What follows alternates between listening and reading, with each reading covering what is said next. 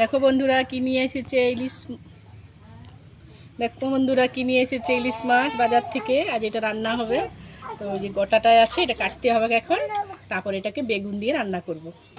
মাছটা দেখো এখন কাটছে। আর এইখানে কি আছে, এইখানে আছে চিংড়ি মাছ, কচুর লতি দিয়ে হবে চিংড়ি মাছ, এটা ইলিশ মাছ। আর কচুর লতি সিদ্ধ হয়ে গেছে, তারপর এটা আমি চিংড়ি মাছ দিয়ে বানাবো। দেখতে থাকো। মাছটা ভাজা করছি। এখানে আমি ইলিশ মাছে নুন হলুদ মাখিয়ে নিয়েছি। আর এই যে তেল গরম হতে দিয়েছি, ইলিশ মাছটা ভাজবো, তারপরে আলু বেগুন দিয়ে বানাবো। করবো যে পেঁয়াজ দিয়ে দিয়েছি কড়াইয়ে, কালো জিরা পেঁয়াজ। আর এখানে মাছ ভাজছি, ইলিশ মাছ। তেল দিয়ে দিয়েছি, মশলা বাটা দিয়ে দিচ্ছি, ভালো করে নাড়াচাড়া করে একটু জল দিয়ে দিব, দিয়ে দিচ্ছি। এখন নাড়ে দেবো। চিংড়ি মাছ আমি দিয়ে দিচ্ছি কচুর লতির মধ্যে। এখন এটা নাড়াচাড়া করে নামিয়ে দেবো। কচু রান্না কমপ্লিট। আর ইলিশ মাছ ভাজা হয়ে গেছে আমার। এখানে রান্না করবো, ভাজিয়ে নিচ্ছি, ইলিশ মাছ দিয়ে রান্না করবো। এই যে তেল দিয়ে দিচ্ছি, এটা একটু কালো জিরা দিয়ে দেবো।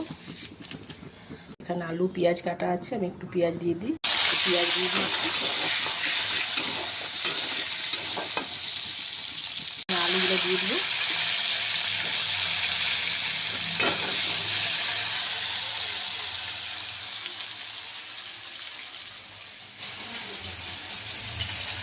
তেলটা বার হয়েছিল, ওটা তেলটা ভাজছি।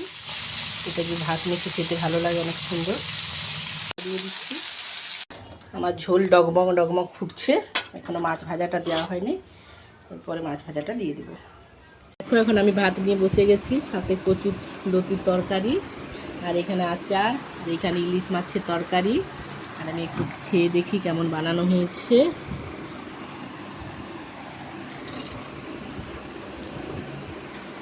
অনেক সুন্দর লাগছে। আর তোমরা যদি আমার ভিডিওটা পছন্দ করো, লাইক করবে, কমেন্ট করবে, শেয়ার করবে। আর যারা আমার নতুন বন্ধু তারা সাবস্ক্রাইব করে দিবে। আর আমার চ্যানেলের কাছে থাকবে, পাশে থাকবে। আর ধন্যবাদ।